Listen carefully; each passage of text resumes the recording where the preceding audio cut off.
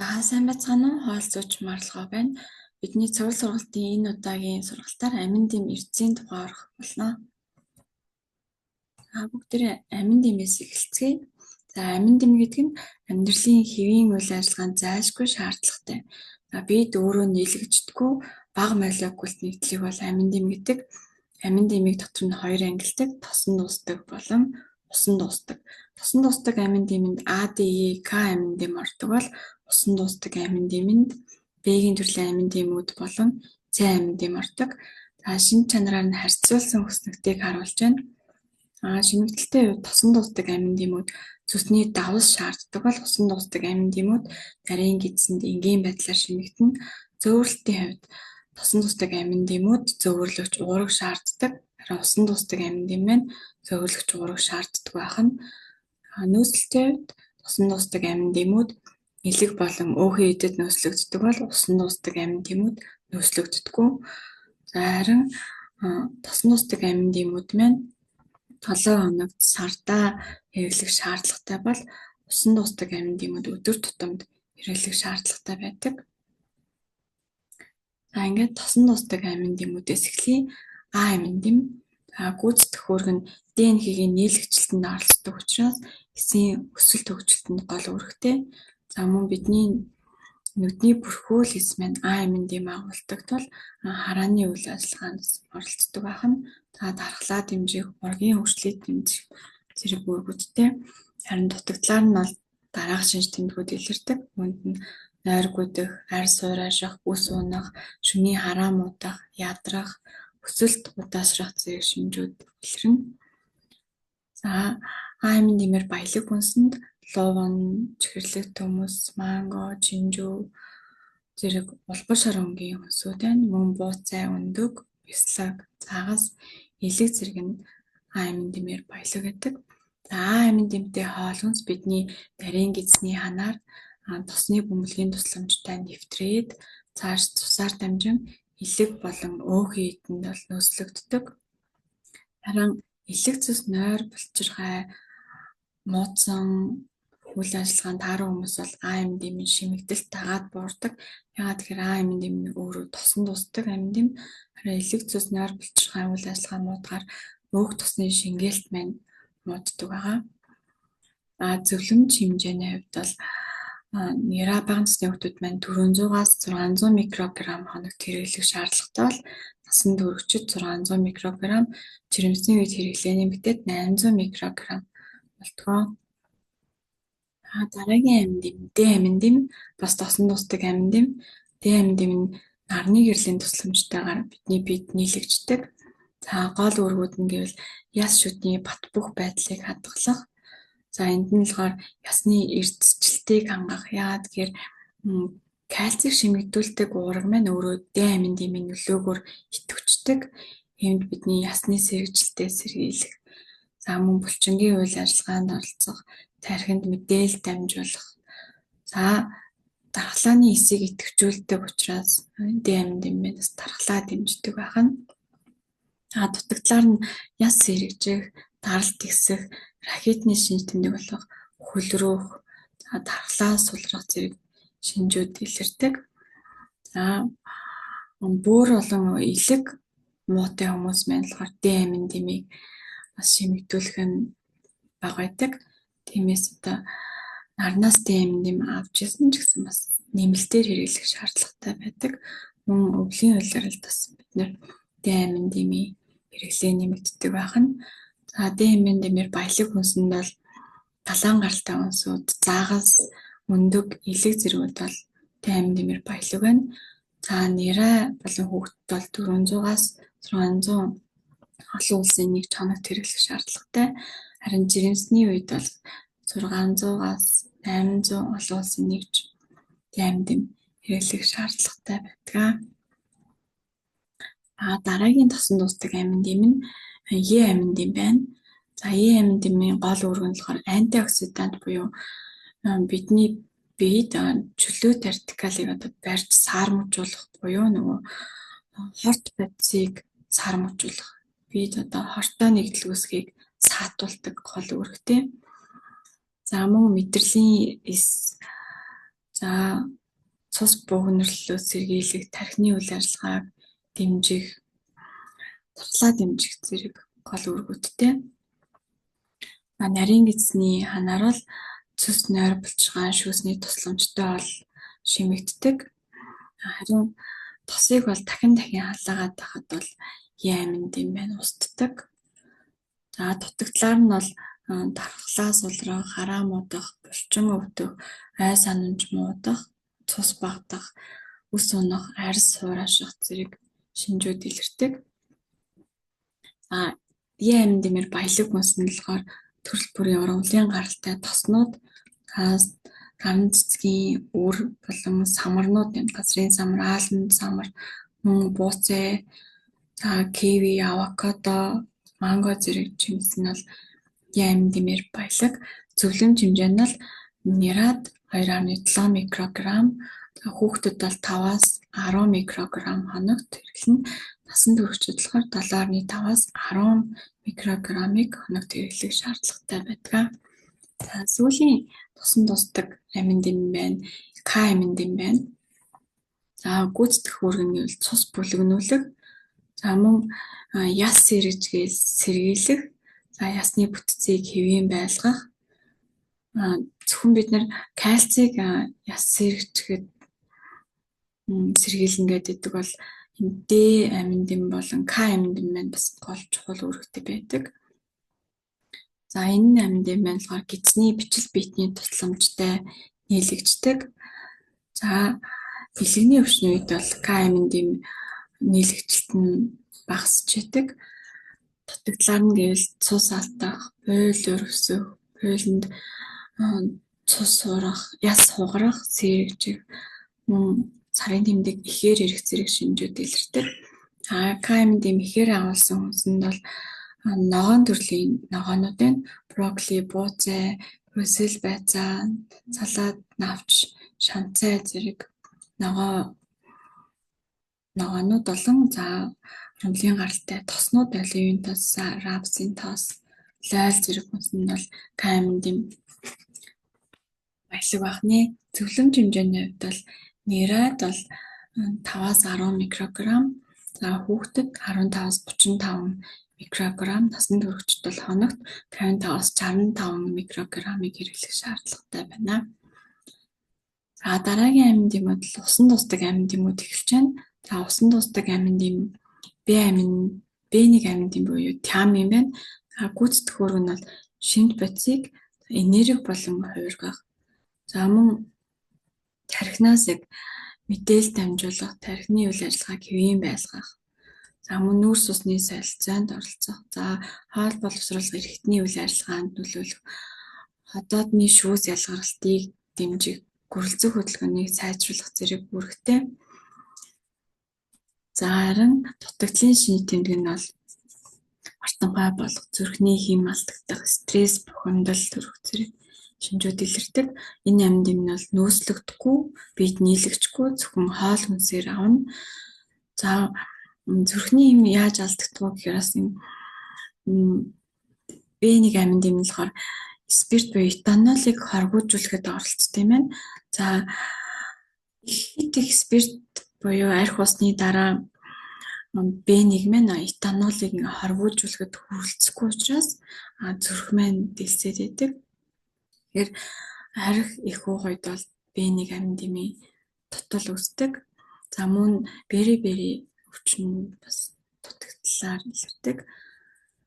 За тэгээд баялаг хүнсэнд нь болохоор гахамах, салмон, загас, за мөн хүрэн, шорш, буурцаг, мандууны төрлийн сэвэг зарам, за талах, төмөс, эрдэнэ шиш, бүхэл бүрийн гомь зэрэг бүрт тариа хүнсэнд бас агуулгадж байна. Зөвлөмж хэмжээ нь гэвэл нирад 0.2 мг хоногт хэрэглэх нь байна. За насан туршидад бол хоногт 1.2 мг шаардлагатай. Жирэмсний үед бол хэрэглээ нэмэгдээд 1.4 мг болдог байна. Дараагийн усан тусдаг аминд B2 буюу riboflavin байна. За гүйцэтгэх үүрэг нь бол шинэ бодисыг энерги болгон хувиргах, бид бол энерги үүсгэхэд оролцсон. За хэд яахан туяанд бол тесэргүй эд эсийн химийн урвалыг зохицуулахад оролцдог. Нүүрс ус бүрэн задрахад бас тусалдаг байна. За харин сүүг одоо наранд хэд удаан тавиад байвал B2 маань бараг 3.1 нь устдаг байгаа.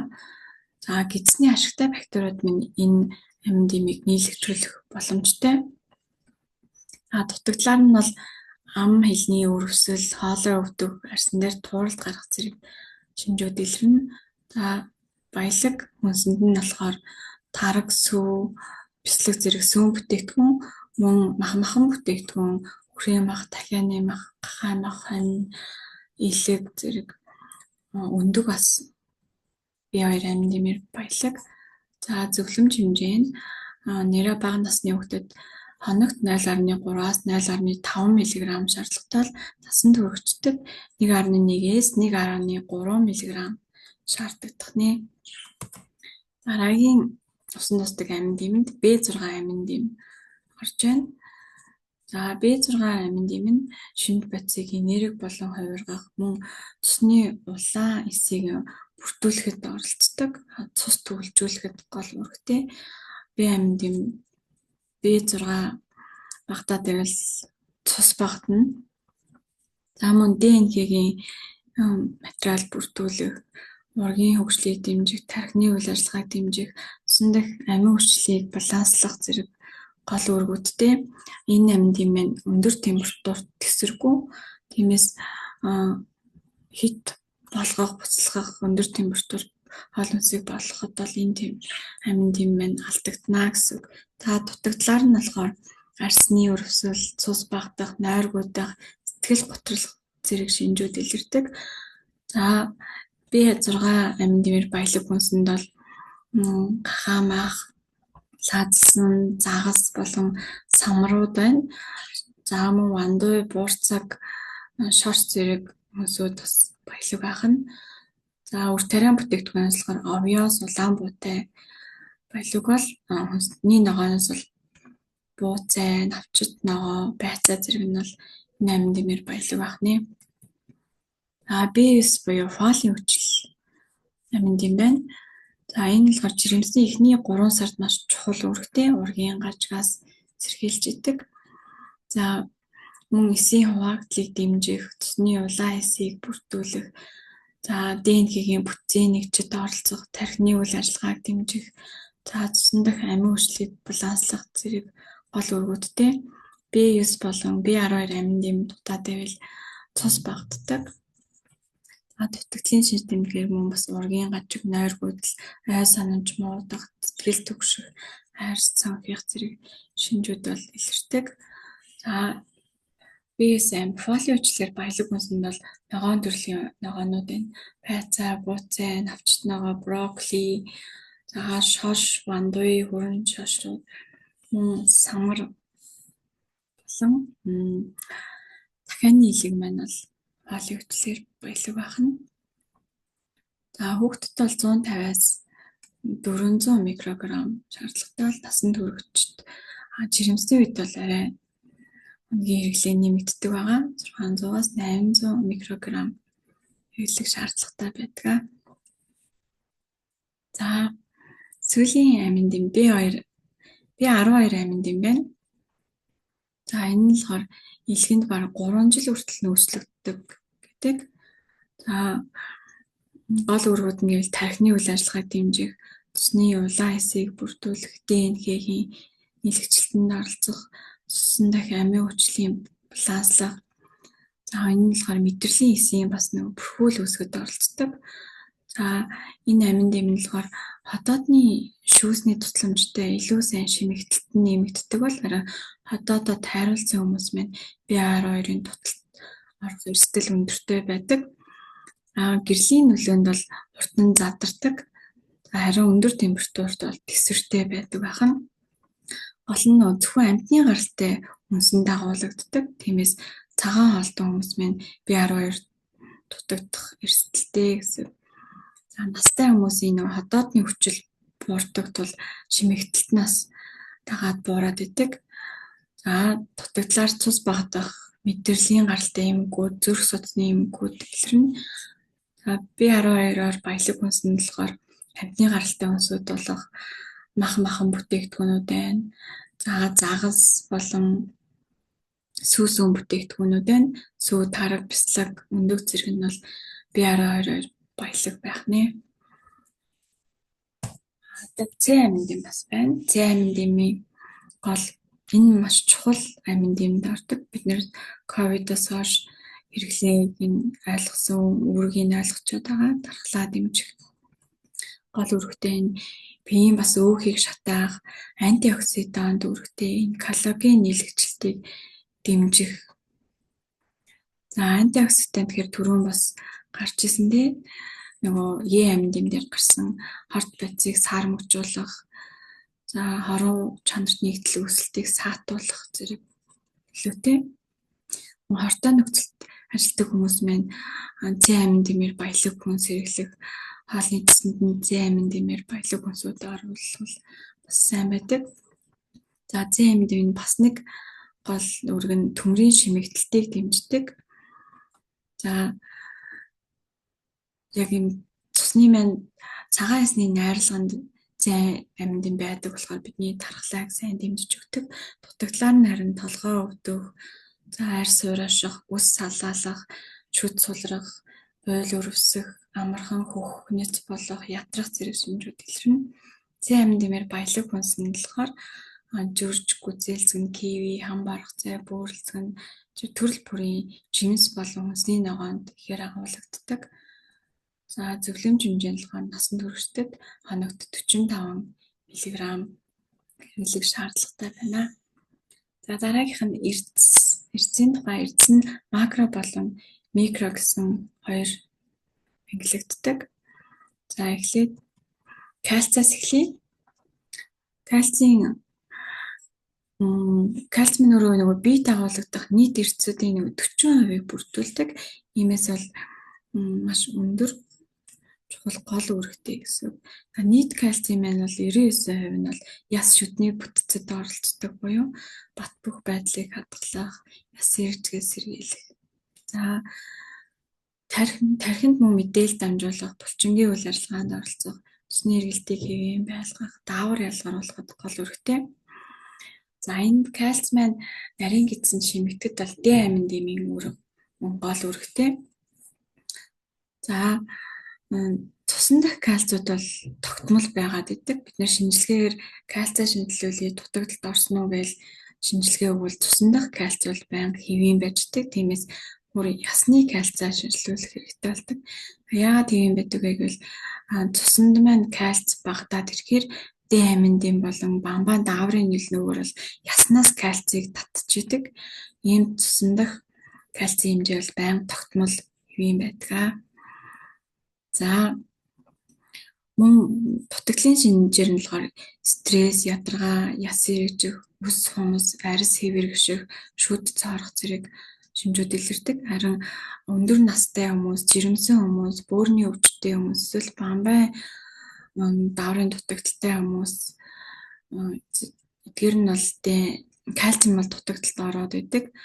Мөн кофе хэрэглээ өндөртэй, кофений хэрэглээ өндөртэй хүмүүс болон шээс хөөх юм хэрэглэдэг хүмүүс маань бас энэ кальцийн дутагдалд өртдөг.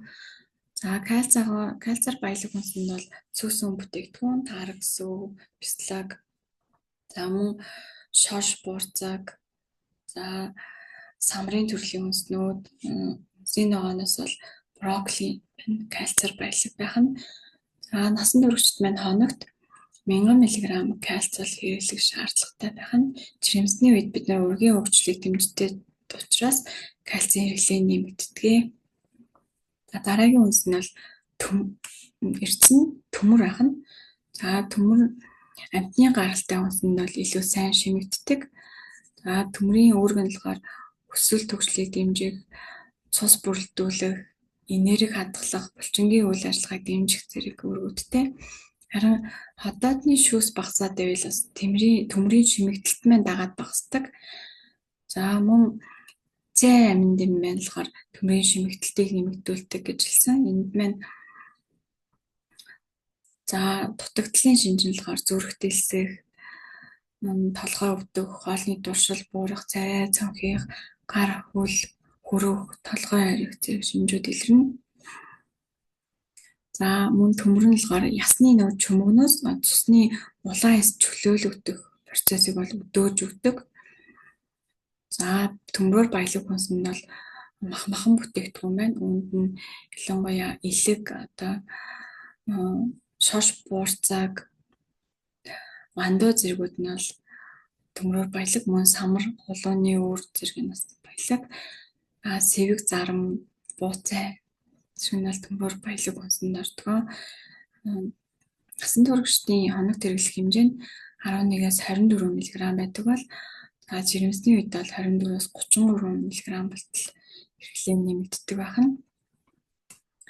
За ингээд дараагийн эрдэс маань магний байна. За магний дэм нөлөөр бас магний шимэгдэлт бас сайжирдаг.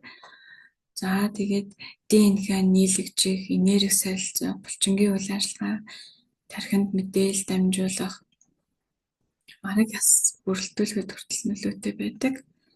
За харин дутагдлаар нь болохоор шөрмөс татах, зүрх дэлсэх, яс сэргийгдэх зэрэг шинжүүд илэрнэ. Магний нөлөөр бас нөгөө артерийн судас өргөсч идэг. Тэгэхээр судас өргөсгөөр мэдээж цусны урсгал, за даралт буурахад бас сайн нөлөөтэй байдаг. За баялаг хүнсэнд нь бол шош, буурцаг, вандууны төрлийн хүнсүүд, за төрөл бүрийн самар явд, үр гүнждийн уур, хулууны үр зэрэг үрт хүнсүүд, мөн үрт арайны бүхэл бүрийн гурил болон бүхэл бүрийн талах, төмөс зэрэгт бол магнигаар баялаг байна. За дараагийн хүнс нь болохоор цайр байна. Цайрын гол гүйцэтгэх үүрэг нь бол өсөлт хөгжлийг дэмжих, дархлаа дэмжих, тархинд мэдээлэл дамжуулах, нөхөрч хүүг дэмжих, уурга нийлэгжүүлэх зэрэг үүрэгтэй. Харин дутагдлаар нь бол хоолны дуршил муудна, шарах идэхгүй байх, суулгах, өсөлт удаашрах, за ирээсийн нөөц багасах, өс хум суурах зэрэг шинжүүд илэрнэ. Баялаг хүнсэнд нь бол далайн гаралтай хүнс буюу хисаа, хавч, дун, сам хоргой зэрэг байна. Мөн махан бүтээгдэхүүн дахиа мохоо, нэм маханд ихээр агуулгадна. За өндөг бол цайраар бас баялаг байна. Дараагийн эрдэс нь калий байна. Калий болохоор натритай адил биеийн шингэнийг зохицуулах, осмос даралтын тэнцвэрийг байрах, за мөн тархинд мэдээлэл дамжуулах, булчингийн үйл ажиллагаанд оролцох, шүнд бодисыг эсэд зөөвөрлөх зэрэг үүргүүдтэй. Дутагдлаар нь бол булчин суулрах, шөрмөс татах, өтгөн хатах, даалт хэсэг шинжүүд илэрдэг. Калиар баялаг хүнсэнд бол банан, авокадо, брокколи, цагаан луван, байцаа, вандуй, шош, самар зэрэг хүнсүүд байна. За дараагийн эрдэс нь фосфор байна. Фосфор нь гол үүрэг нь бол эсийн мембраны гол бүрдүүлэгч байдаг. За мөн яас шүдний бат бөх байдлыг хадгалах, ДНХ нийлэгжүүлэх, тархины үйл ажиллагааг дэмжих, хүчил шүлтийг тэнцвэртэй байлгах, хүчил төрөгчийг зөөвөрлөх зэрэг гол үүргүүдтэй. За ДМД-ийн нөлөөр фосфорын шимэгдэлт сайжирдаг. Дутагдлын шинж нь бол хоолны туршил муудах, яс үе мөч өвдөх, төгшөх, цочмодгой болох зэрэг шинжүүд илэрнэ. Баялаг хүнсэнд нь бол сүс өн бүтээгдэхүүн, таараг, бяцлаг, заагас, амьтны махан бүтээгдэхүүн, дахианы мах, за мөн самрын төрлийн бүтээгдэхүүн, за өрөн будаа, овёс, үрт арай, бүхэл бүрийн гурил зэрэг нь бол баялаг байна. За ингээд йодын тухай ярив. Йод маань болохоор гол үүрэг нь бамбаа олчирхай үйл ажиллагааг дэмжих, өсөлтийг дэмжих, бодисын солилцоог зохицуулах, за биеийн дулааныг зохицуулах гол үүргүүдтэй. Дутагдлаар нь бол сэтгэл санаа тогтворгүй болох, шалтгаангүй жин нэмэх, хөл гар даарах зэрэг шинжүүд илэрдэг. За мөн бамбаа булчирхай үйл ажиллагаа доголдоод бамбайн дутагдлын шинж илэрдэг. За баялаг хүнсэнд нь болохоор далайн гаралтай хүнсүүд, далайн байцаа, заагас, сүү, тараг, бяцлаг, өндөг зэрэг хүнсүүд маань йодоор баялаг байна. За За ингээд сүүлийн ирсэн нь бол натрий байна. Натрийн бид шинэ бодисыг зөвөрлөх үүрэгтэй, мөн булчингийн үйл ажиллагааг дэмжих, тархинд мэдээлэл дамжуулах, за хүчил шүлтгийг тэнцвэртэй байлгах, шингэний тэнцвэрийг барих, осмос доролтыг зохицуулах зэрэг гол үүргүүдтэй. За натрий болохоор хоолны давсны найрлаганд 40% натрий, 60% хлор ордог. Илүүдлийн шинж хитэх давстай хүн сэргэлээд байвал одоо даралт ихсэх, зүрхний үйл ажиллагаа алдагдах, хавгнах, анхаарал төвлөрөл муудах, арьс орших зэрэг шинжүүд илэрдэг.